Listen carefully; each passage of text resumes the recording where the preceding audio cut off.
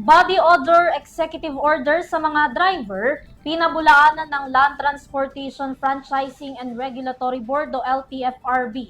Alamin ang report mula kay Catherine Landicho. Ng Land Transportation Franchising and Regulatory Board o LTFRB ang posibleng multa na maaaring ipataw para sa mga driver na di umano'y merong body odor o yung hindi maayos sa personal hygiene.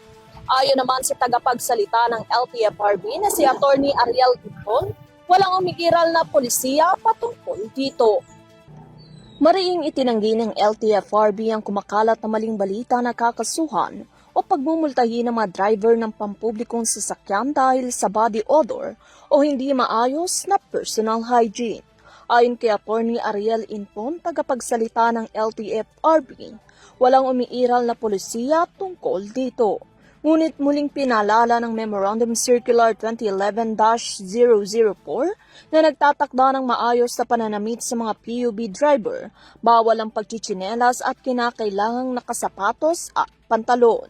Ipinatupad rin ang uniforme at maging ang mga kulay nito base sa uri ng kanilang mga minamaneho. Binigyan din ni Info na mahalagang magpakita ng kalinisan at disente ang mga driver bilang bahagi ng magandang serbisyo para sa mga pasahero. Para sa EuroTV News, Catherine Landicho, sumasaludo sa bawat Pilipino.